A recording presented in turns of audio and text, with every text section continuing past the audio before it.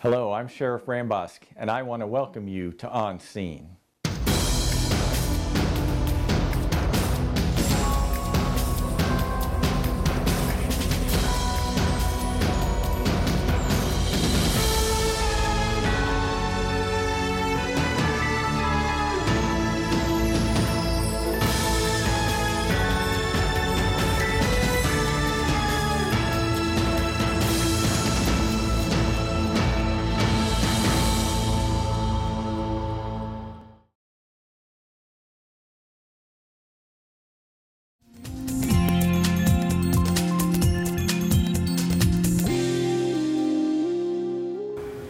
Have you ever wondered when to call 911? Is the person hurt or in danger? Do you need the police, fire, or medical assistance? Since 911 is for emergencies only, if you are uncertain of whether to call 911 or not, go ahead and call 911. Emergency call takers can determine if you need an emergency response and can route responders to the correct location.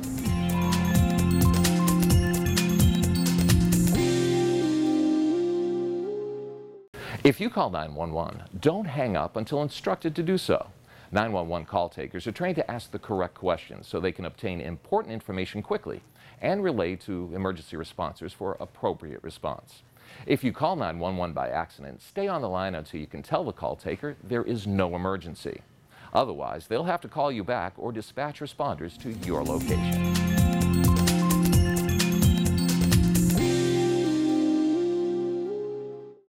Help call takers help you. Listen and answer questions asked about your situation. By doing this, it helps the call taker understand your situation, and they will be able to assist you with your emergency until the appropriate police, fire, or medical units arrive. Know your address, apartment number, phone number, or the name of the business or apartment that you're in.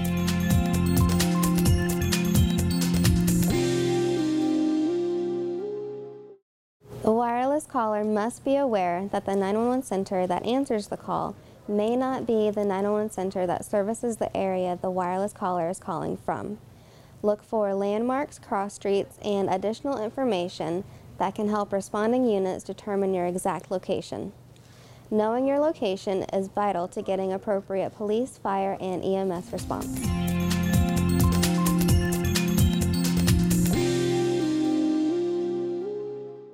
It is very important that you post your address clearly and prominently at the entrance of your driveway as well as on your house. Try using something reflective or illuminated so it can be seen in evening as well as daylight hours. Do not assume, since your mailbox is marked, that you have properly posted your 911 address. Your mailbox is not always marked on both sides and is not always at the entrance of your driveway.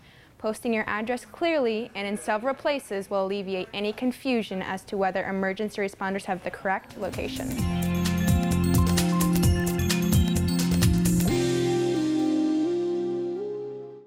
Teach your children how to call 911.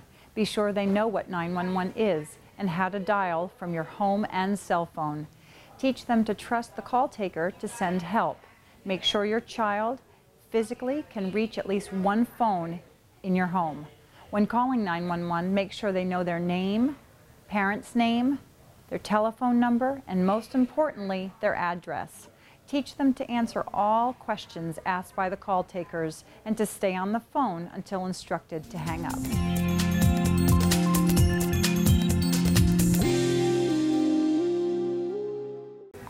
Educate everyone in your home or office on the use of the phone system and cell phone.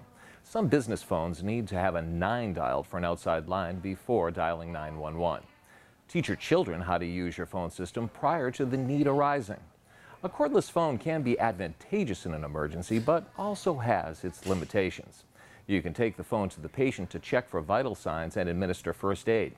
Some cordless phones will not work during an electrical outage, so you may want to consider keeping a secondary phone that is hardwired. Having multiple people in an emergency also can help. One person can stay with the patient and update the call taker while another goes outside to flag down emergency responders.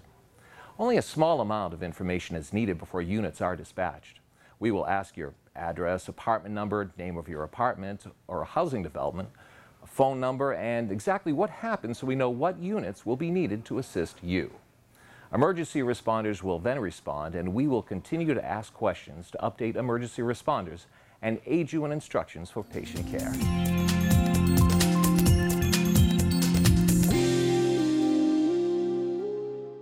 There are many 911 emergency calls that are received each and every day. Prank calls to 911 waste time and are considered to be illegal. Be sure all members of your household are aware that prank or harassing phone calls will be dealt with by local law enforcement agencies.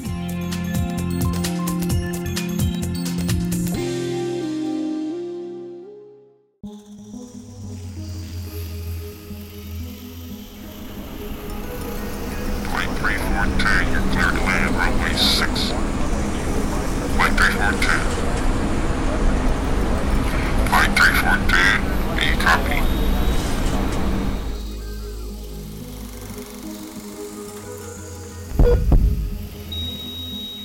Doctor, he's going into cardiac arrest. Hold on a minute, I'm getting a text.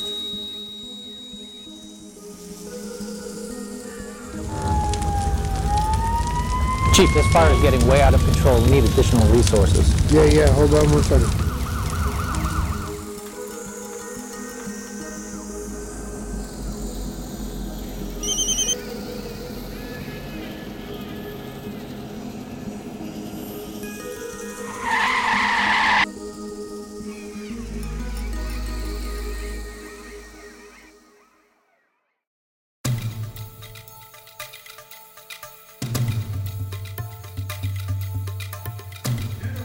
Program was established, adopted back in 1998 by the Sheriff's Office, and we've been doing it ever since. I've been involved for about 7 years now.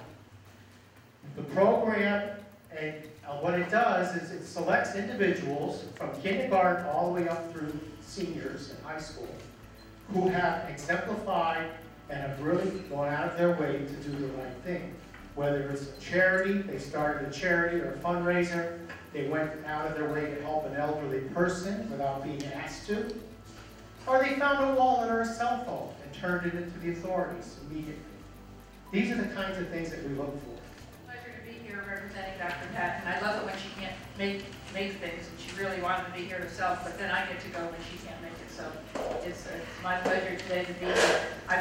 First of all, I want to thank the Collier County Sheriff's Department, all of you who are involved in this, and Sheriff Grandboss, thank you so much. This is a wonderful program. And to you students, I want to first of all congratulate each and every one of you on doing the right thing. But I also want to say that we know that this one time you're being recognized for doing the right thing, but you didn't do it because of that. You didn't know you were going to be here and get recognized for this. You did it because you do the right thing a lot more than this one time. We know that. We know that it wasn't by accident, that you are the kind of young men and women who look out for each other, who look out for everyone, and always try to do the right thing. We're very, very proud of that, and we hope the internal feeling that you get when you know you did the right thing means even more than the award you're going to get tonight. Congratulations, and we're very, very proud of you.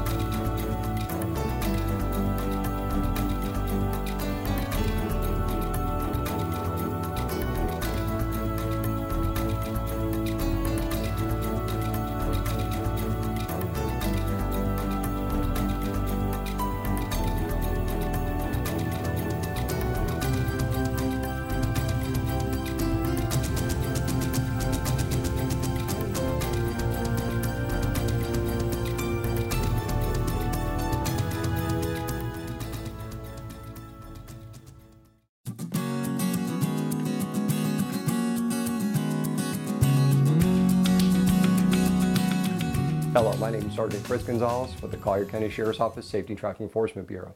The Collier County Sheriff's Office wants all drivers and bicycle riders to safely share our roads. We also want to remind you that traffic laws are there to protect you and must be abided by motorists and bicycle riders. Here are a few safety precautions that will help you stay safe on our roads. Be patient when passing a bicycle rider. Slow down and pass only when it's safe. Do not squeeze a bicycle rider off the road. Allow clearance of at least 3 feet when passing a bicycle rider. Make sure you yield for pedestrian and bicycle riders at crosswalks, especially when making a right turn and the light is green. When exiting a parking lot, always look both ways and yield for pedestrians or bicycle riders that may be crossing. Pay close attention when approaching marked bicycle lanes. These lanes are for bicycle use only. Motorists may cross the marked bicycle lanes when making turns, but must yield to the bicycle rider as they have the right of way. Be alert of bicyclists that may be riding at night, as they are more difficult to see. Give them space and slow down if possible. Bicycle riders on public roads have the same rights and responsibilities as motorists and are subject to the same rules, regulations, and traffic laws. Obey all traffic laws such as stop signs, traffic signals, and posted speed limits. Be visible, alert, and communicate your intentions so that motorists see what you are doing. Even if you obey all traffic laws, there is always a risk of being hit by a motorist who is not obeying the laws or who simply does not see you. Ride carefully. Vehicles waiting at stop signs, in driveways, or parking spaces may suddenly pull out in front of you. Watch for vehicles that have just passed you and may turn right, as well as vehicles coming in the opposite way that may turn left in front of you. Be prepared to stop or take evasive action. By following these safety precautions, we can help prevent accidents for both motorists and bicycle riders.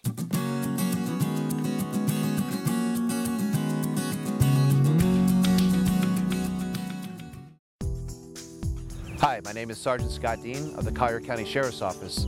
I work in the Youth Relations Bureau. Today we are proud to unveil our new DARE car. This is a car that's going to be used to get the kids' attention, to show them exactly how important it is to be drug-free. A car like this will appeal to kids of all ages, not just elementary kids where we currently teach DARE, but as we expand our programs, we're going to get kids in middle school and high school, and even adults' attention. The Collier County Sheriff's Office has been teaching the DARE program for over 20 years, and it has helped by keeping our youth drug-free.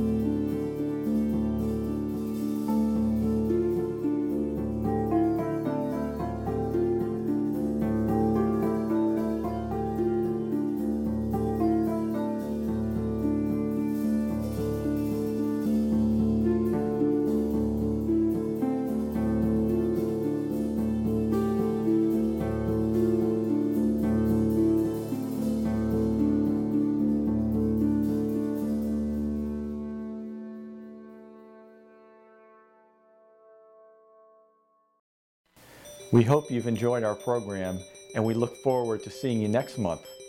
Thank you for being our partner for a safe community.